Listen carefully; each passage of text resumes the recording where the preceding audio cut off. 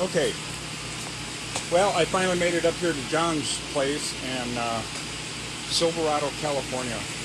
Absolutely gorgeous. You guys will not believe this. You got me locked in, John.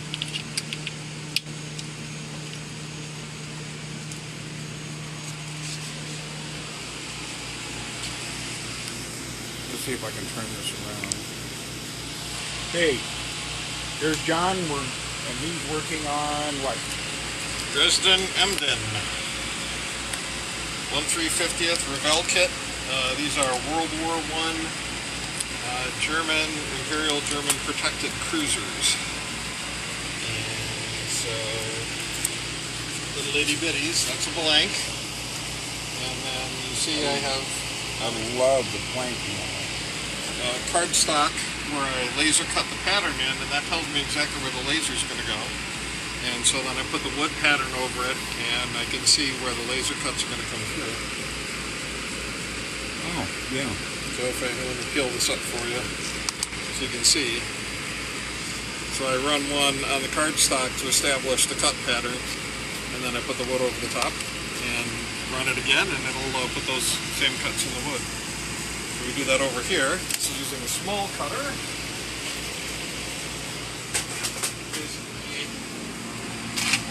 Trim goes into the cutter like so.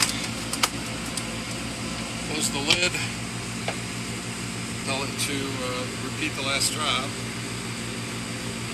Actually, I want to make sure that I don't cut the alignment mark, so hang on. So this is the print pattern on the screen that we ran off the printer. And then here's the cut pattern on the laser cutter. And the corners are turned off. I don't like cutting those yellow corners in the wood. That's just for me to help line up the wood to get a target. So is that what they call a vector file? This is a vector file, yeah. It actually happens to be a PostScript file. I'm just running off a PDF. But I create all the vectors and drop them into the PDF and then run off that. So now, when I click Run Job here, that fires up the laser cutter and away it goes. I helped, when Polar Lights did that Katinga class Klingon battle cruiser, I went out and helped Cameron Lewis at Cameron's Model Works now, but Cameron's at Dell's back then. I helped him go out, and we were packing and shipping paint masks for 4 days. Yeah. A lot of late nights. Yeah. And it was fun. Well, there it goes, putting the holes in the wood. So, there's my Star Trek stuff. You can tell I'm into all that. That's space, and then these are different ships. These are mostly ones that I've done. I keep the kits around in case I need to do an update or check or change, or there's a new version. These are semi in progress. Those over there are absolutely current, working on those right now. They are what? So, you see the Titanic on the bottom. Yep. With that, so. And then those are more that are kind of in progress in various states.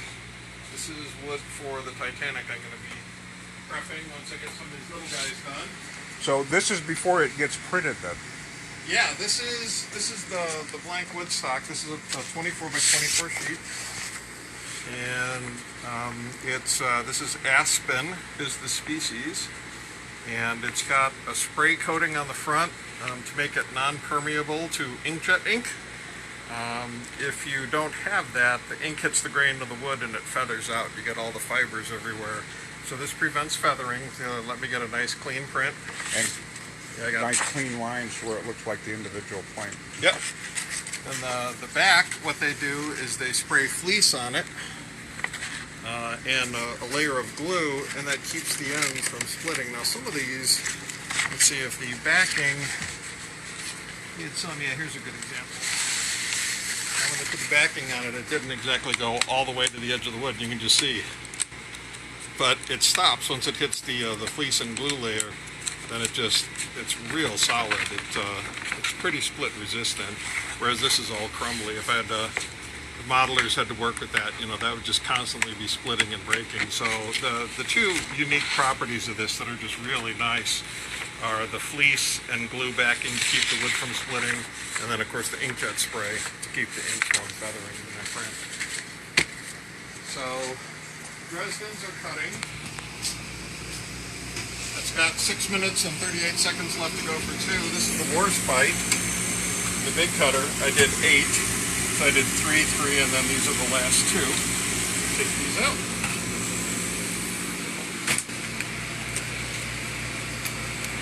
And, these are done, and now you can take a bunch of those if you want. I always thought they'd make an interesting art project. I have bazillions of those, as you can see. That's just part of the fallout here. You ought to do some Scaledecks coasters that says RMS Titanic on it. I'd buy them. Yeah, I'm just so darn busy. You see the backlog of stuff that I have. Yeah. I am about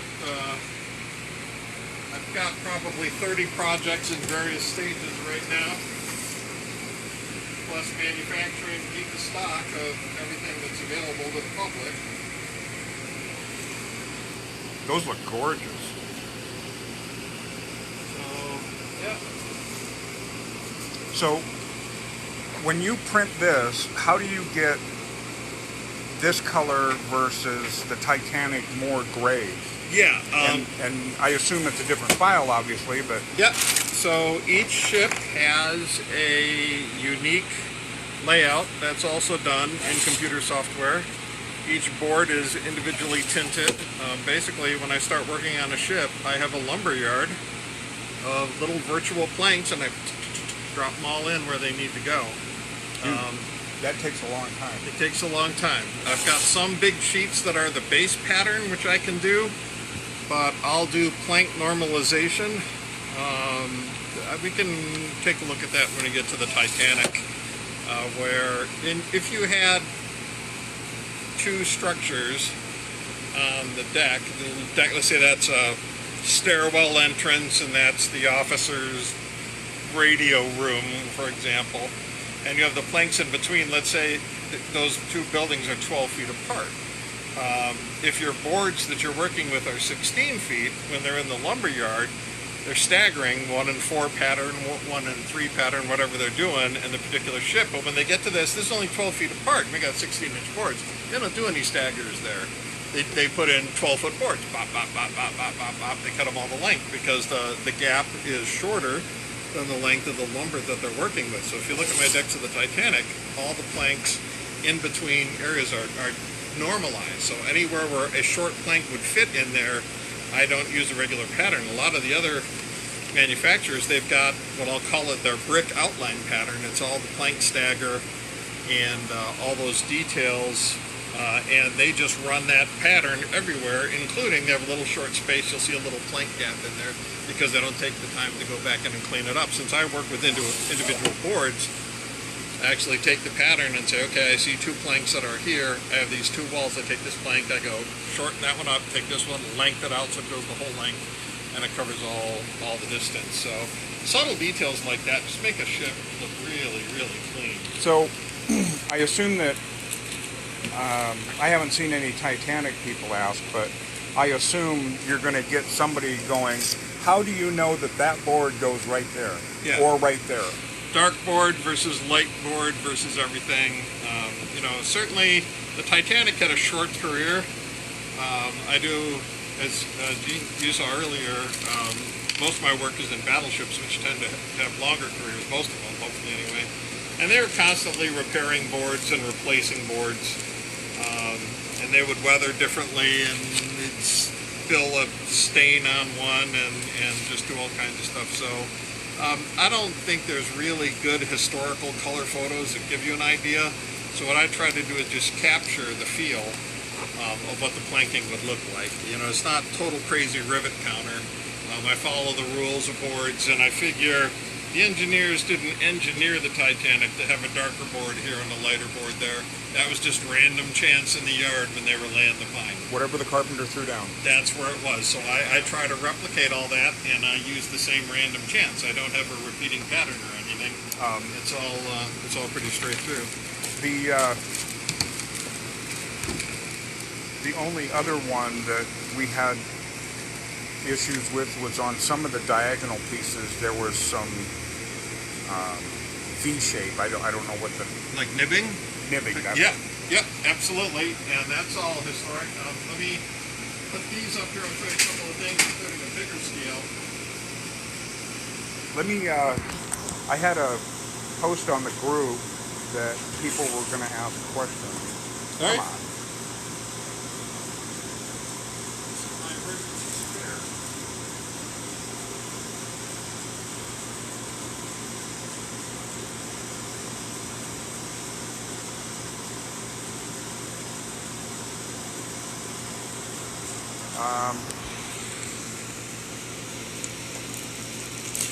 Here is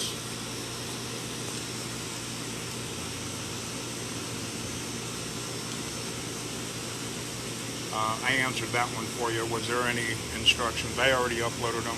Oh yeah, lots of instructions. I was wondering about, Peter Devlin says, I was wondering about the compatibility deck with the KA set. I don't think you have the KA set yet to even go over that. Yeah, so virtually What we've been doing is people with the KA and the Tonto set, Yeah. we've been overlaying them to see what changes. Right now, guesswork. right. The majority of the customization seems to happen on the bow and the stern.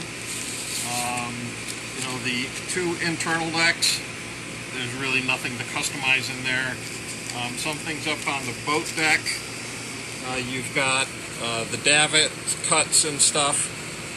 If somebody really wants a custom boat deck without the davit cuts, I can do that. It's certainly easy enough to remove the cutting of a hole, but the customization, the vast majority of it that I've seen has been down here. The steam lines and the anchor handling gear, the winches, and just all kinds of stuff. So what I try to do is, if you look here, there are all kinds of bracing around this structure, the hatch, and this is where the steam trunk lines were. Now Trumpeter molded those in.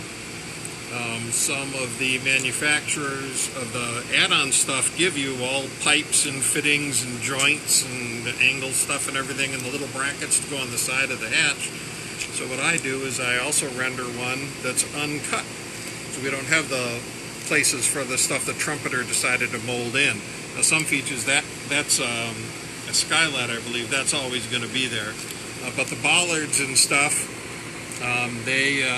they say scrape off what's there. We're going to give you a little brass base and little brass posts and rivets and all that sort of stuff. So if you scrape all that stuff off, you can then put this piece on, and it's a nice clean piece of wood. And then when you build up all your brass, you build it up on top of that, and you don't have all these holes that you have to worry about. This is for mechanical equipment. That's just the locating mark for it. It gets glued on top of that. And another difference between me and some of the other decks is my stuff is always designed to tuck underneath. So if you have something that's going to be glued on, it's made to go under it, and then the piece goes over the top wherever Keep I it can from do that. peeling up later. Keep it from peeling up, number one, and then you've got the wood underneath, and then you have your plastic that comes down, and it's just a perfectly clean seam, right? You don't see this cut here to give you space for that. Plus it allows the wood to expand and contract, but you have absolutely totally tight, clean seams. Now, your Titanic over there, is Yeah. that already set up like you're talking about? Yeah, this is my test fit. Let me get it.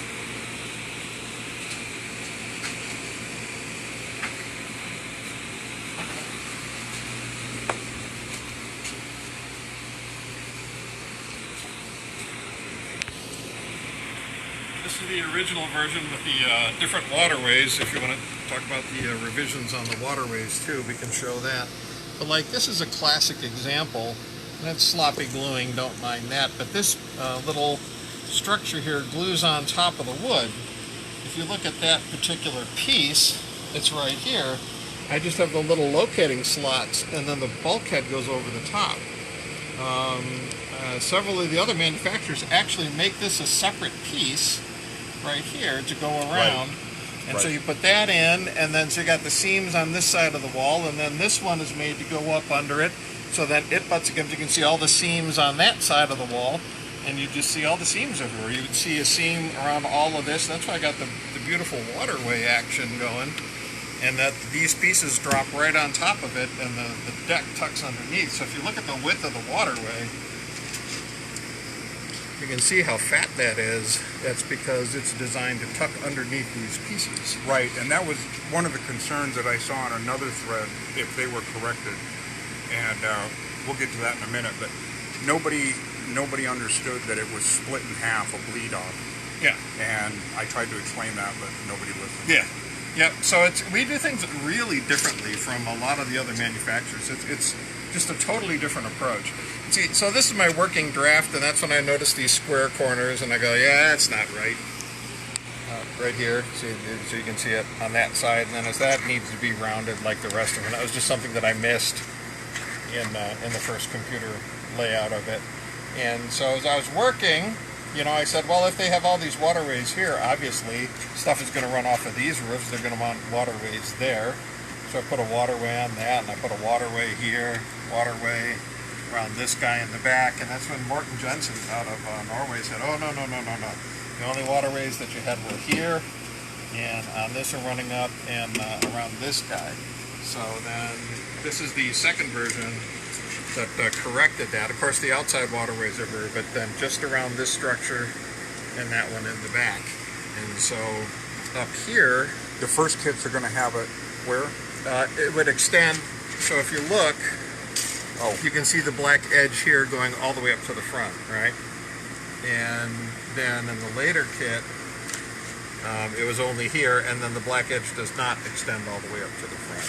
So really, That's sheet 3 that you were telling me about. correct. This is sheet 3, and so, you know, I always make the sheets the best based on information that I have. If somebody shows me a definitive photo and says, hey, look, that wasn't that way, you know, these planks ran the other direction, or there wasn't this here, or something, I will do my best to make a change to the plan, and then all future kits would have that feature built in. Well, and then you saw my post up there about the red and black, or red and white and black and white warning signs.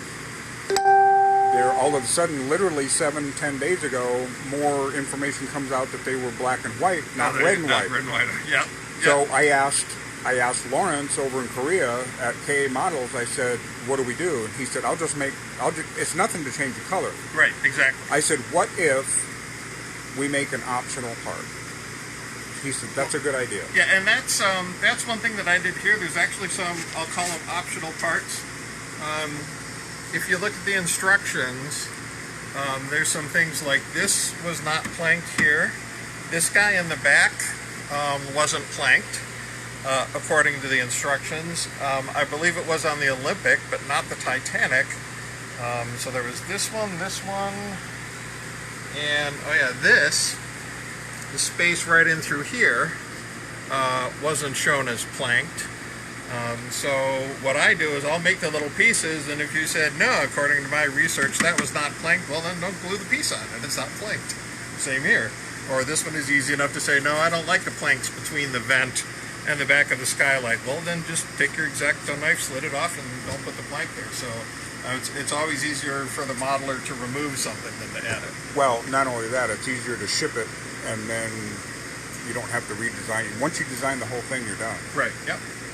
And then another change on the earliest ones, I think we only did 20 with this, was the expansion joint. I knew it was leather, and some of the other ships had very visibly exposed brown leather on expansion joints, but apparently what the Titanic had is the leather made a saddle, and then there was a brass plate over the top. You didn't actually see the leather, it was internal. So in later versions now, it's just a standard margin plank, and there and here, and it assumes that you're going to be putting a photo etch strip on it, or if you don't, then you just have the two margin planks butt up against each other, and there's a seam right where the expansion joint is. Oh, also in the first And there's version, all kinds of brass scrap from a photo etch sheet that you can put on it. right, and this is another thing that I missed. Another thing that Morten Jensen pointed out, and this is the early one, so the expansion joint extended all the way across the roof and back down through here. And I missed that, And so that caught me by surprise. But now, if you look at that piece right here, you can see there's the expansion joint that continues all the way across. Okay, so did everybody get it that sheet 3 is the only corrections? And I haven't even looked at any of the rest of the questions, but I'm sure everybody's asking, can I buy just sheet 3? So right now, the plan is yes, you will absolutely be able to buy an updated sheet 3. I think I'm going to do it for $29, free shipping in the United States. That's basically what it cost me to make them. And again, I want your models to be right, and I'll do that. I always do the best information that I have at the time, so it's not like it was a manufacturing defect or anything. But yeah, I'll certainly make a sheet 3 available. The problem has been that with COVID and everything, my lumber is really specialized. I can't just go out and buy it from the local hardware store. I got to go to a special mill to get it the way that I need it to be. And they've been having COVID issues there, and so... Who hasn't? Yeah, exactly. So they've been running on limited shifts, and it's been pretty tough for me to get wood. The only 2 or 3 places that I know of that I'm directly involved with is I drive for an Amazon contractor. They're screaming for people. Yeah. Because everybody's afraid to go out in the planet and get sick. My wife, who works for BioFire, has the only test kit on the planet for COVID. There you go. She's been punching hours. Yep. So, let's see here. Okay, anybody got any other questions? And I would assume you're going to send this out in your good, safe box that you did. It came in perfect. perfect. It'll just be 1 sheet instead of 3 rolled up in the sleeve. Same thing. Yeah. Great looking stuff. And for Europe, folks who are, Torsten is running Scaledecks on EU. He's got a shipment that right now I believe is stuck in customs. He's waiting on that to be released. When I send the next shipment to him, I'll include some of the supplemental 3rd sheets. So if you're looking for that update in Europe, you can get it from Torsten and avoid all the import and individual custom stuff and shipping and all that. That just looks so good. Lots of detail in there. And you know what? Everybody knocks the model. Not everybody, but enough people knock the model that you have to sometimes just step back and say, shut up. But for what it is, what size it is, for what it costs, you can't get any better. If you can say, you know what, I'm looking at this and I found 29 major defects on this kit, and I can say, all right, I can give you 1,000,000 things on the kit that are correct, right? The percentage of stuff that they got right versus the errors is overwhelming. They did a good job, and it's like where it is with my deck, that 17th window is too big. It should be half that size. Who cares? That's what modelers do. They fix stuff. Yeah. And for me, what I always try to do is I try to create an overall effect, right? So if you look at something and I try to give you too much detail so the eye gets an overload, just of all the things that are going on and all the individual features, and the eye can start doing wandering around the deck, especially when you have it built with the little staircases and stuff, and you can see, we're going to be walking right along those planks and down the stairs and lean up against the rail, and I'm going to come down here, and the brain just does that whole exploration. I want to go in that door, and I know, and all that sort of stuff. So if you have the detail there, it entertains the brain, and it makes. And that was what I was looking for when I did the review on this, and with the Pontos deck, I couldn't think of the word that I wanted, but the phrase that I wanted was "take me in here with you." Right. That's what this does. Right. The other ones are too brand new of wood that doesn't exist. Let's see.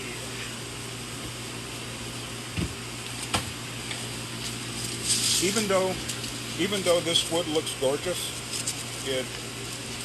to me it's not realistic enough. If we were building dollhouses, who would care, right? Yeah. So here we go. All right. Perfect example.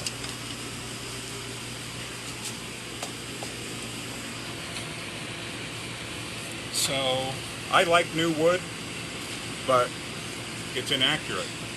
And the thing is that the wood here, it's one sheet, it's one color.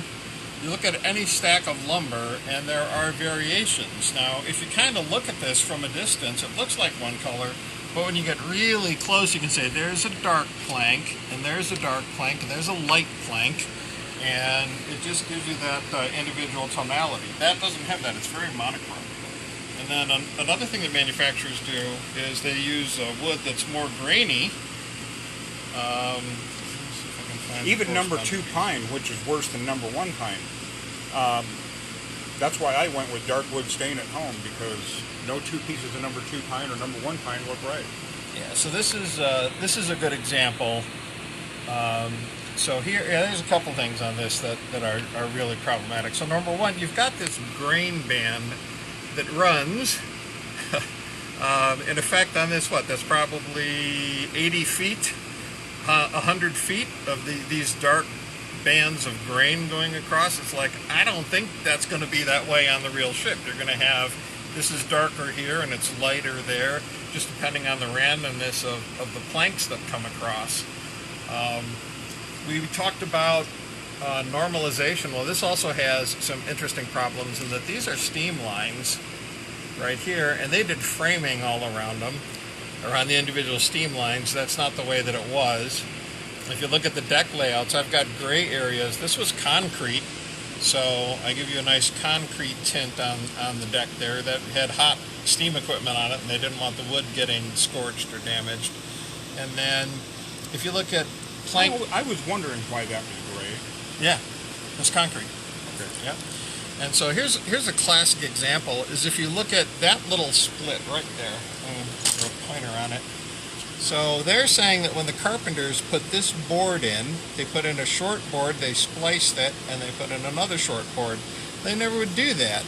They're going to have one continuous board, so even though the plank pattern shows it breaking there, you have to normalize and say they're going to use real, boards when they go across.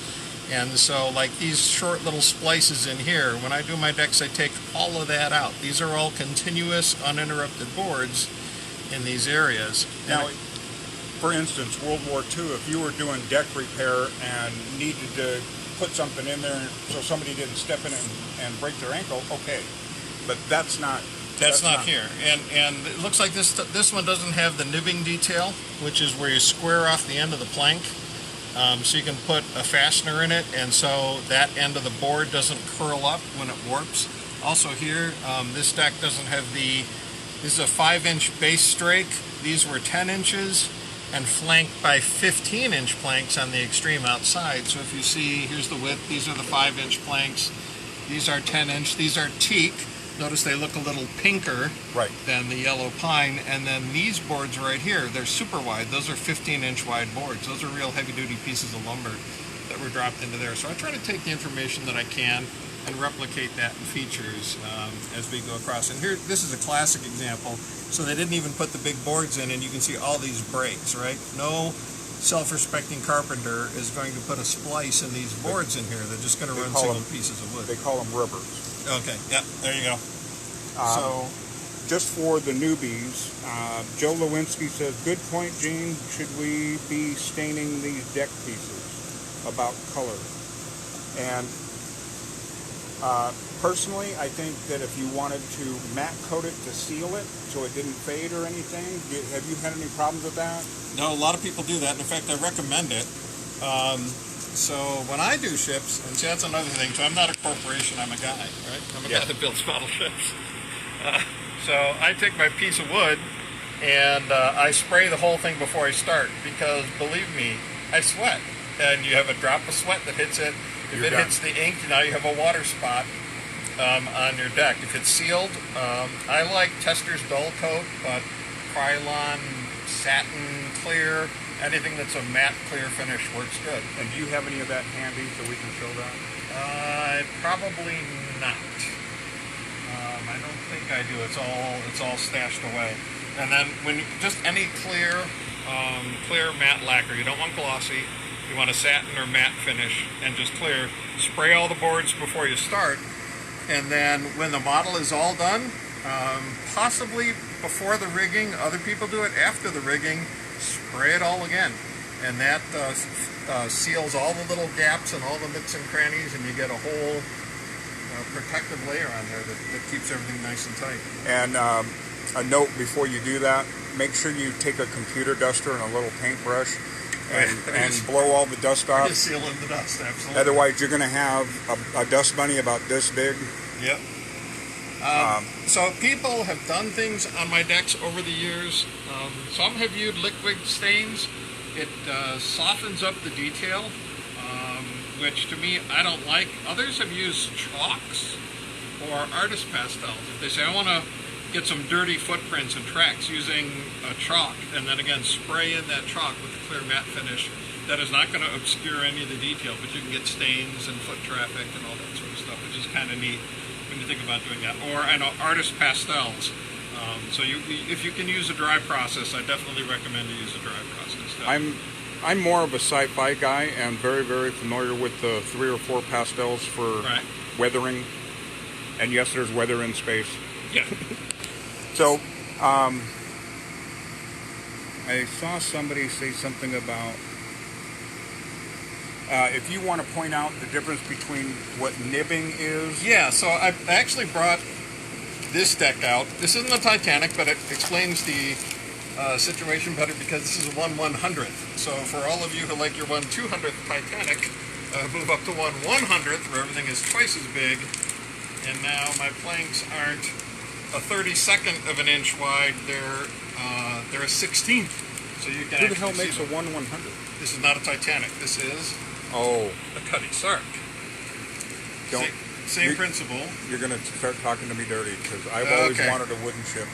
So this is for plastic kit. So if you see each of these boards, if it were to continue in the normal line, it would end in a sharp point. But when you have that sharp point of wood, if you know a piece of wood, that when it gets weathered, it tends to warp up. Yep. And so it becomes a trip hazard, a perforate your shoe hazard. It's just dangerous as all get out. So what they would do is they would take all of those sharp points and they would just saw them off, and then they would cut this piece in to basically zigzag to fill in all those little details. That's called nibbing, and it's a technique that's hundreds of years old, and it goes on sailing ships, battleships, liners. Here you can see it again around the back. The general rule, and you see in there, you see these nice long sharp ones with the little ends squared off on all of them, is that if it's a 45-degree angle or less, then it's not nibbed because it's a blunt enough end. If it's more than 45 degrees, more acute than that, then they're going to square off the end. So that's why as you look at the transition here around the stern, nibbed, nibbed, nibbed, and it goes nib, nib, nib, nib, nib, and then all of a sudden, boop, 45 degrees, and that's just all straight cuts until we start getting a little bit too sharp again, and then the nibbing starts and it continues around the other side. So that's all, in my design, that's all done by hand. Every single board, every single nib, every single cut. What do you think you got in for hours in just doing the Titanic? Yeah, that's a good question. I was thinking about that, and it's pretty horrific. So to do the cut pattern, so yes, I am Scaledecks.com, but this is not my day job. I'm actually a software executive by day, so this is kind of my hobby. I love model ships, and I started doing wood decks for my own model ships. I thought you did police consulting. As I do training for police, computer-based e-learning software, yeah, all that. Yep.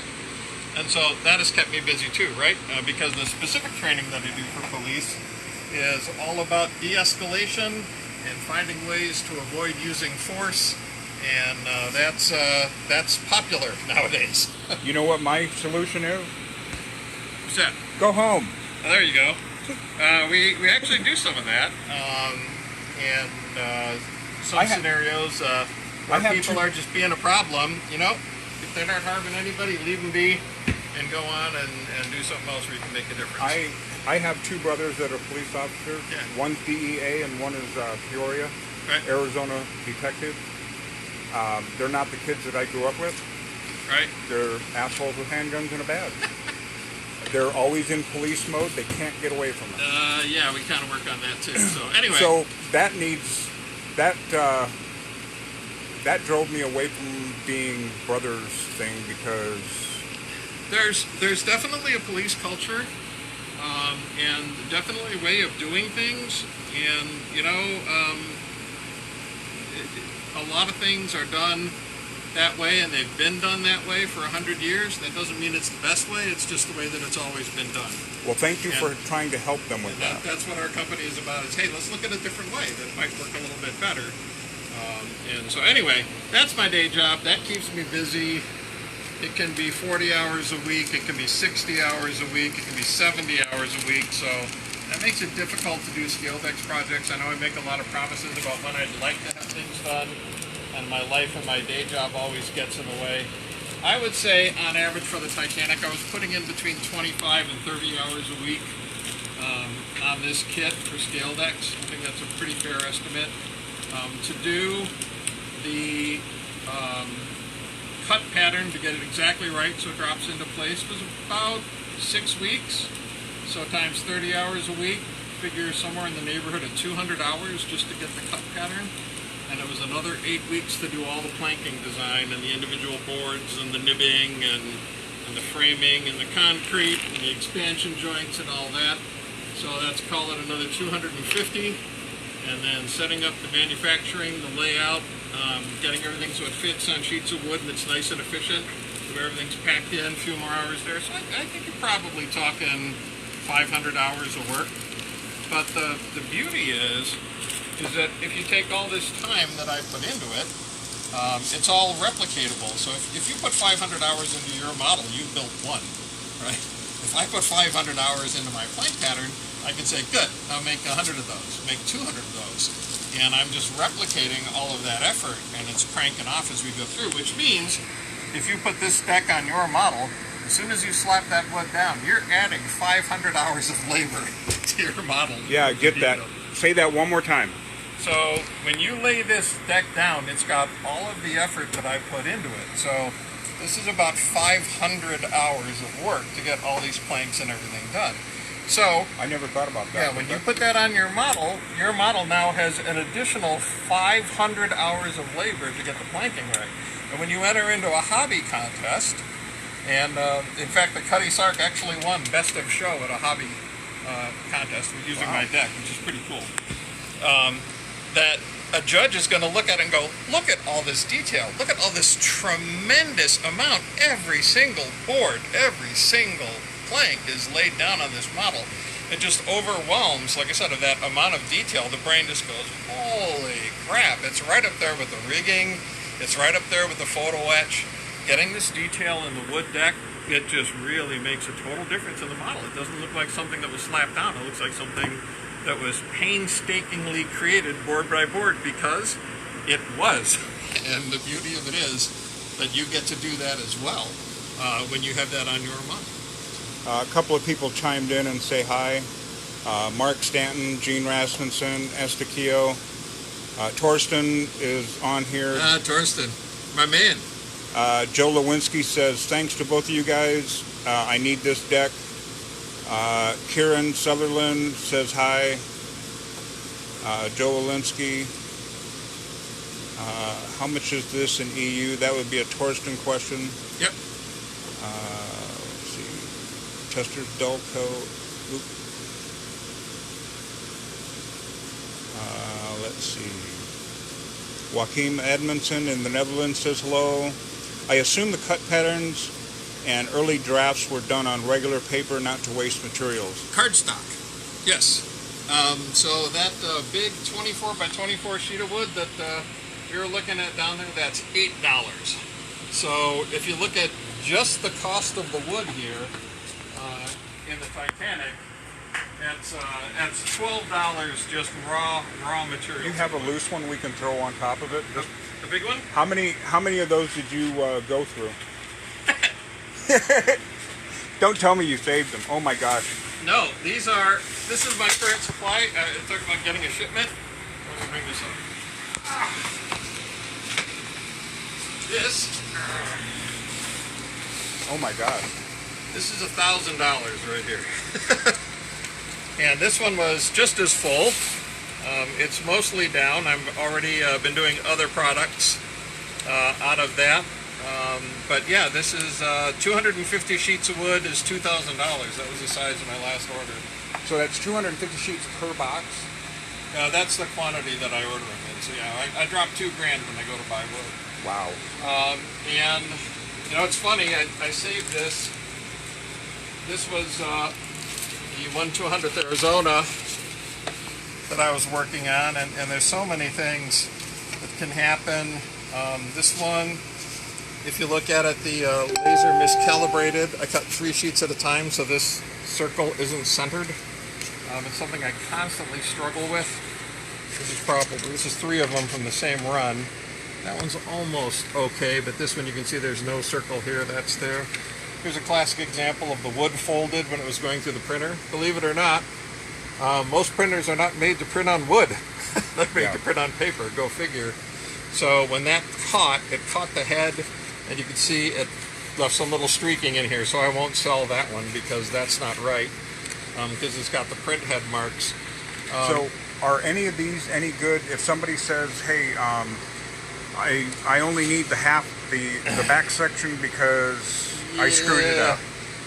So probably no, because then you got a seam, you got an ugly splice. If you're going to replace something, you're going to replace the whole sheet. You know, for a while on eBay, I did what I call the scratch and dent stuff, right? So if you want a wood deck but you can't afford it, and I got all these rejects that I'm just going to throw in the trash can, but if you want one for half price that's got these defects in it that the average person wouldn't see, but it was just too much of a hassle to do. People didn't want it. You know, if I'm going to do it, I want it right. You know, if I'm putting 1,000 hours into the model, I don't want a defect. So there you go. Now let me show one other thing that I came across this today.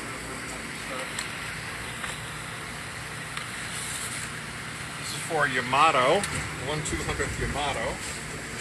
If you wonder how big the Yamato is compared to the Titanic, it's, kind of... Oh my gosh. Yeah, it's big. It's way wider. But here's an example. You're printing this piece of wood, and okay, so here's your 3 different patterns, by the way. This is a great example of all of them. Teak, pine, cypress. Cypress is a pinker wood, and so these are the 3 different colors that I'm working in right now. Teak, classic maritime, traditional, great weathering. Yellow pine is pretty unique, and that was on the Titanic. And then cypress, Japanese had these cypress trees, and that was always their lumber of choice. But so printing is doing this whole sheet of wood. These are steel frames around the turret barbettes, and you can see all that, and it's got the nibbing and all that. And the printer's going along and just goes, and it spits out a little pink magenta splat right there on the deck. Yeah, there we go. That's $3 right down the old. And you don't have an ink eraser or a printer eraser. You can't do it. Yeah, it's that's the way it's going to go. Oh, interesting about ink eraser. This is kind of interesting concept too. So this is my deck for the Bismarck with the historical markings on it, and so this is the swastika. It goes on in 2 layers. And it actually builds a swastika out of that. You can see that this piece is going to be inserted in there. Everything connects up, and it makes the national insignia for historical accuracy purposes. And the circle that the swastika is in historically was white. People have said, I like the color of your swastika because it's not that pure, bright, blinding white. It looks more weathered. Well, actually, that's the color of the aspen wood naturally underneath. Printers do not have white ink. Right? Because they assume that the paper's white. Yeah. And if you want something white, you just don't put ink on it. So that's as light as I can get with the swastika. But one thing that's interesting about this versus a decal, if you take a look, is you can see all the individual plank detail and all the nibbing and everything is inside in the white. And if you look, you can also see it in the detail of the red. All the plank detail is there, and if you look really, really close, you can even see there's super dark black lines, even in the black paint of the swastika. So it looks like the paint was applied to individual boards, as opposed to slapping over a decal over the whole thing that's going to be the same color all the way across. And and it's going to cover up all the plank details. So again, this is just what I try to do. I really try to push the technology to its limit to get the best effect for the modeler. What are you going to be printing on your printer next? Are we going to be able to see a Titanic or something being I printed? can. I got a decurled wood. As you can see over here, these are ones that I started.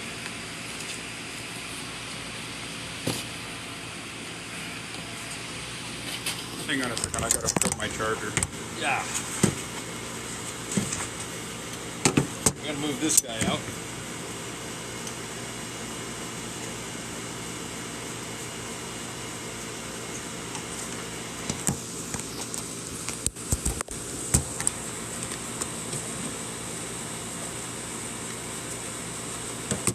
Okay, now we're good. So this is 12 inches wide. This forms sheet 3 of the Titanic, I believe. It's a 12-inch sheet. So yeah, this is going to be the boat deck. But as you can see, especially in this heat and humidity, it just curls right up.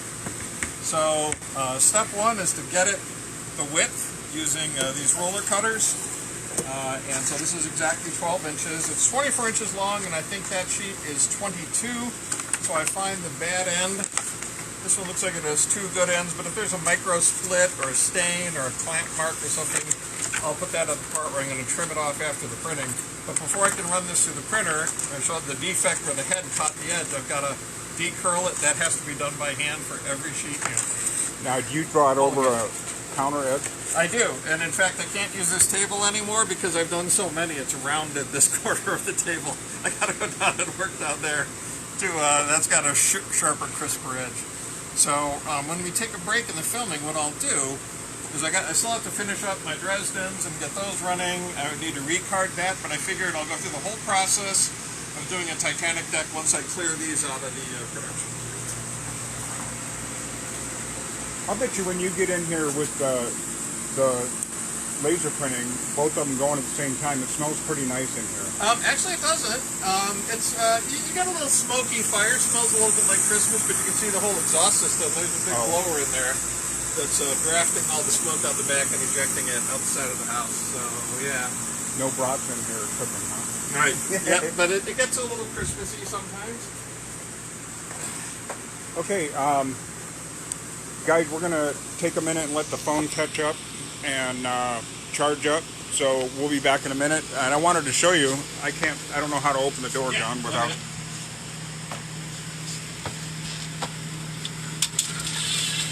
And we're up here in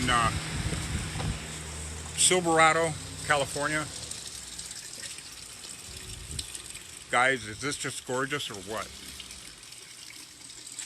And you said these were old mining camps.